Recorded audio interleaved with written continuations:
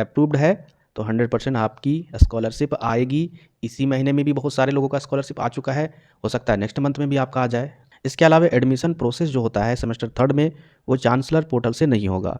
जैसा कि आप सभी को पता है, विनोबा भावे यूनिवर्सिटी 2023 से 27 के जितने भी स्टूडेंट हैं उनका एक साल का जो डिग्री का कोर्स है, ग्रेजुएशन का जो कोर्स है, एनएपी यानी न्यू एजुकेशन पॉलिसी 2020 जो लागू की गई थी उसके तहत पूरा कंप्लीट हो चुका है।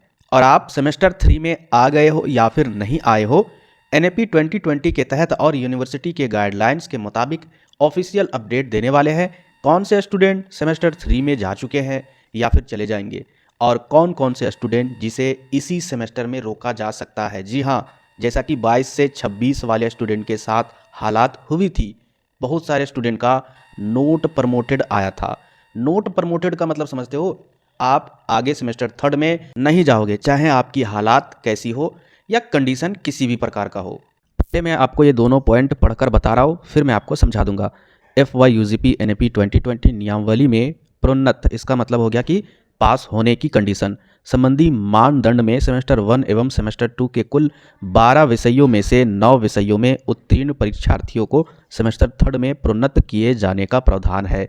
किंतु वर्तमान परिस्थिति में छात्र हित को ध्यान में रखते हुए सिर्फ FYUGP सत्र 22 से 26, यहाँ पर देखिए क्या लिखा गया है, सिर्फ FYUGP सत्र 22 से 26 के लिए उक्त 12 विषय में से कुल 7 विषय में उत्तीर्ण अगर कोई भी परीक्षार्थी है तो वह सेमेस्टर थर्ड में प्रोन्नत यानी वो आगे प्रमोट किए जाने की छूट उनको मिल गई है, यानी यह निर्णय लिया गया है। सबसे पहले इस पॉइंट को समझिएगा, क्योंकि इस पॉइंट के आधार पर भी हो सकता है कोई आपको बेवकूफ़ बना सकता है। सबसे पहले NAP 2020, ठीक है, न्यू एजुकेशन पॉलिसी 2020 के अगर नियम को देखें तो उस नियम में स्पष्ट तौर पर यह बताया गया है कि एक साल की जो आपकी डिग्री है, एक साल में जो 2 सेमेस्टर होगा, सेमेस्टर 1 और सेमेस्टर 2, दोनों सेमेस्टर को मिलाकर टोटल जो पेपर होते हैं वह 12 होते हैं। तो 12 पेपर में अगर आप 9 पेपर में पास हो, समझ में आया, 9 पेपर में अगर पास हो और 3 पेपर में अगर आप फेल हो जाते हो तो उस सिचुएशन में आप सेमेस्टर थर्ड में चले जाओगे, ये NAP 2020 बताती है। लेकिन 22 से 26 वाले स्टूडेंट के साथ कुछ प्रॉब्लम हुई थी, जिस कारण से यहाँ पर क्या बताया गया कि टोटल जो 12 सब्जेक्ट है उनमें से केवल 7 ही विषय में अगर कोई स्टूडेंट पास है वो भी सेमेस्टर थर्ड में चले जाएंगे। यहाँ पर इस कंडीशन को ध्यान से समझिएगा, सिर्फ FYUGP 22 से 26 के लिए है। यहाँ पर यह भी नहीं लिखा गया है कि 23 से 27। तो आप लोग अगर ये चीज़ सोचिएगा कि केवल अगर हम 7 विषय में अगर पास है या फिर 8 विषय में भी पास है तो हम लोग चल जाएंगे सेमेस्टर थर्ड में, ये कंडीशन नहीं लागू होगी, ये हमेशा याद रखिएगा। प्रॉब्लम होगी, और बार बार जिस कंडीशन को लेकर आवाज़ उठाई जा रही है, हमारी आवाज़ को दबाया जा रहा है, ठीक है, या फिर अनसुना किया जा रहा है। चाहे हम लोग ईमेल करते हैं लैंग्वेज कंडीशन को लेकर या फिर किसी तरीके से जो भी चेकिंग में धांधली होती है उसको लेकर, क्योंकि धरना प्रदर्शन तो होता है लेकिन वहाँ पर धरना प्रदर्शन कौन करते हैं, नेता करते हैं, और नेता को पता नहीं क्यों फिर वो बंद कर देते हैं, इसका हमको कुछ आइडिया नहीं है। पता नहीं उसको कैसे चुप कर दिया जाता है, पैसे के द्वारा या फिर किसी तरीके से, वो हमको कुछ भी पता नहीं है। लेकिन इस यूट्यूब चैनल पर हमेशा आवाज़ उठाती रहेगी, आपके हित में जो भी चीज़ अगर गलत होगा उस पर बात करेगी। बाकी दूसरे पॉइंट में यही चीज़ लिखा गया है कि 22 से 26 वाले का जो ये बात मानी गई थी, 9 पेपर में 7 ही पेपर में अगर कोई पास है तो आप सेमेस्टर थर्ड में जा सकते हो, वो 1 साल के लिए, ठीक है।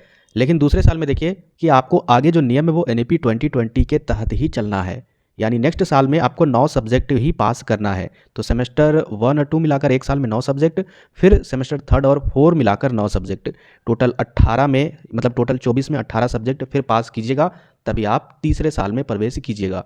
यानी ओवरऑल अगर देखा जाए तो आपकी बात हमें लगता है कि नहीं मानी जाएगी जहाँ तक कंडीशन है। बाकी अगर आप 9 सब्जेक्ट में, देखिए मैक्सिमम स्टूडेंट तो 9 सब्जेक्ट से ज़्यादा भी सब्जेक्ट में पास हो जाएंगे, दिक्कत की बात नहीं है अगर वो मेरे गाइडलाइंस को फॉलो किए होंगे। नहीं भी आता होगा आंसर और पूरा अगर क्वेश्चन का आंसर वो बनाकर आए होंगे, एक भी क्वेश्चन अगर नहीं छोड़े होंगे तो वो किसी भी पेपर में फेल नहीं होंगे, ये पूरी गारंटी मैं देता हूँ। और अगर कोई भी क्वेश्चन 2 नंबर वाला भी अगर छोड़ कर आए होंगे तो फिर आपका नैया डगमगा रहा है, ये सच्चाई है, ये आपको एक्सेप्ट करना होगा। अब वो देखिए कि रिजल्ट आएगा तब क्या होती है।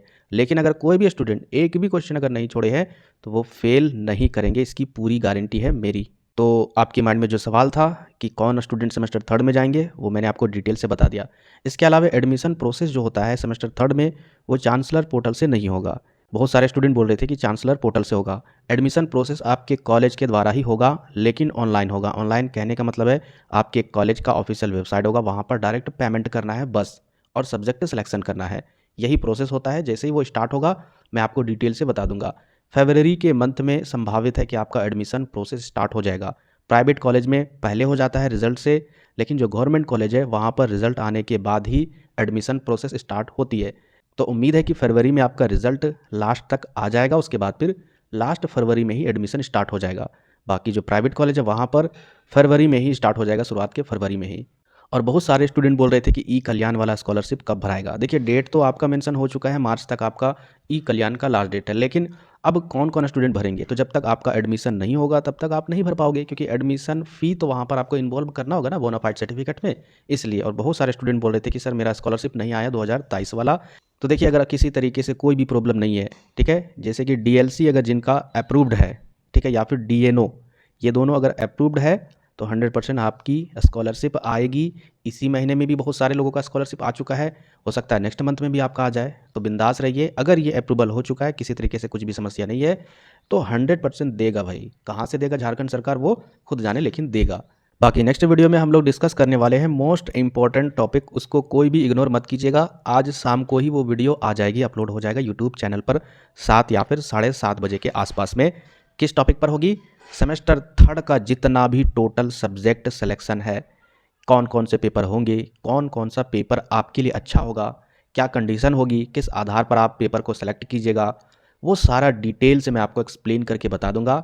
इग्नोर बिल्कुल भी नहीं करना है। बाकी किसी तरीके से कुछ भी डाउट हो आप कमेंट बॉक्स में कमेंट कर दीजिएगा, और हाँ, चैनल को ज़रूर सब्सक्राइब कर लीजिएगा, ये इंपॉर्टेंट है।